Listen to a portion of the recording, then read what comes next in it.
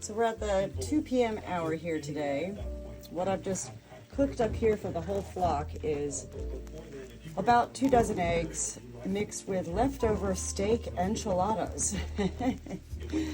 And so that's all going to sit here and cool off for now. This will be the flock snack for today. I do scramble most of my eggs every day, otherwise they just accumulate, and I don't sell them.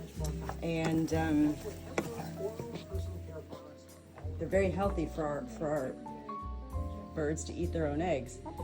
So this is good progress today for both Cinnamon and for my 2 vented double egg bound Marge over there. Marge is really trying to push an egg out. I had her free ranging on my counter for the first 2 days, and she was just making literally too much of a mess. I mean, it was just silly of me. I finally said enough is enough, and she is now hunkered down in here, and I can see she's trying to push. She has not laid an egg since 3 days ago when I pulled out the 2 massively sized soft eggs from her. She will not go back outside until I see her lay an egg on her own. Over here, Cinnamon, look at you. Cinnamon goes, I'm just gonna close my eyes because I like your voice, and whenever I hear your voice, I'm just really pondering in thought, and that's why I close my eyes. Is that what you say? Can you give me one eye? Cinnamon, can I see just one eye? Can you open one eye? Are you feeling okay? So this is actually huge progress for Cinnamon today. I'm in and out constantly all day, and definitely this girl and this girl, they're on my mind.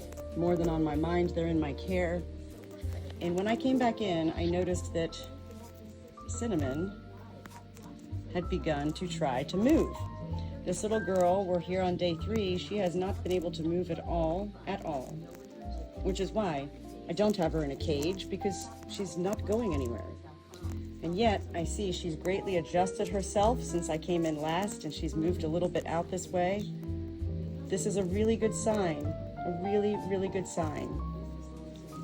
I've got her pumped full of the molasses and the yogurt, and she's getting the feed and the worms and the electrolytes and all of that. Once this cools down, I'm going to give that to everybody inside and then bring out the rest for the rest of the flock. Hi, baby. Hi, baby. And it's really important. I do a lot for my flock. It's not that they're all I have. It's that they are my world. They are my life. They are my fairy tale adventure dreams come true to share my life with and to learn so much from. So, we're gonna get you some eggs here in a second. You doing okay? Do you wanna come out and stretch for a little bit? Do you wanna stretch? Do you wanna stretch? What you think, huh? She goes, no, could you put the water back in front of me again? I really just like to be able to I can't step up to the trough right now, Good Shepherd. I need the trough to step up to me. Oh, there you go. I continue to keep an eye on her comb. The comb on a chicken is a huge indicator of how they're feeling. And while some chickens, even when they're at their healthiest, have floppy combs, what you then want to look at, because I don't know what her comb looks like normally, you want to look at the color of the comb. And her comb is pale. Kind of like when a doctor will look in a human's mouth and look at their gums or their eyeballs and see what's going on. Are your gums pale? Are they blue? So I'm really hopeful. That this is not Merrick's disease. And the fact that she's continuing to show definite, I don't know if the word's progress, and yet it is. She's progressing. She's showing signs of improvement. This is a huge learning experience for me as the Good Shepherd, and I'm most grateful. Manfred, you're not going in there. No, what do you want? Why would you want to come in here? Because you just want to pee? Huh? No, you're not going in there to pee. Silly man. And you over there, You, my other Miss Muffet, I see you squenching that vent back there. I know, she goes, oh God, this is like really hard. Trying to lay an egg with 2 vents and my uterus is already halfway out of my vent. You're a tough cookie. You're a tough cookie for sure, Marge. Look at you. Look at you, you pretty girl. She's so sweet. Yeah, just close your eyes, relax, and enjoy the ride. She's really pushing right now.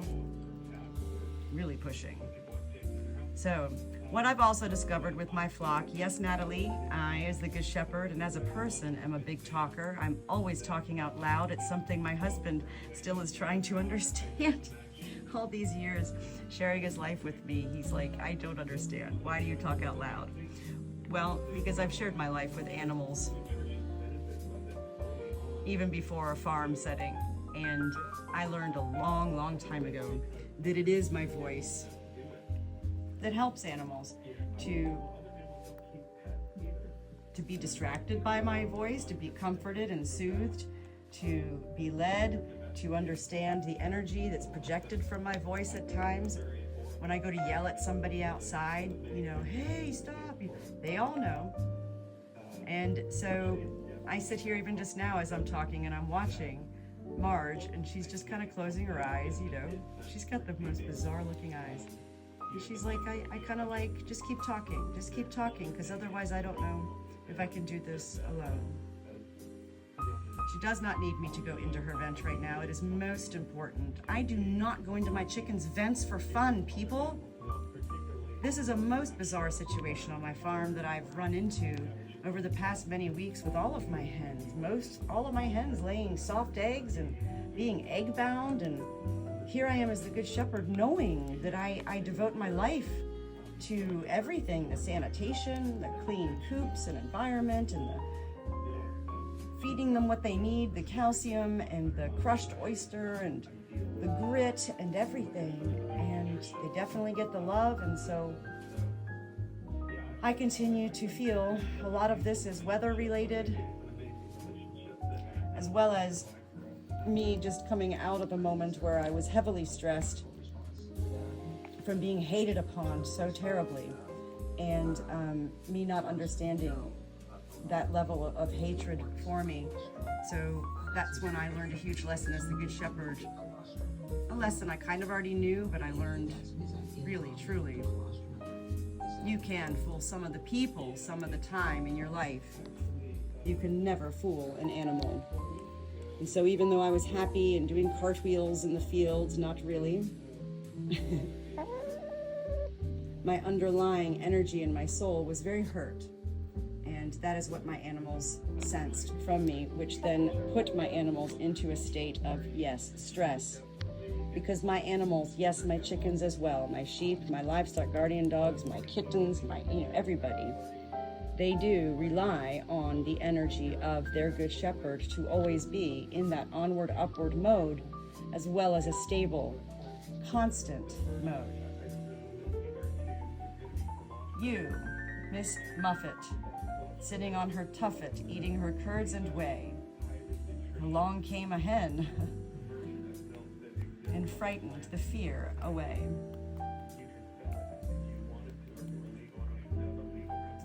I'm gonna go ahead and get this scrambled eggs for everybody and head back out and giddy up.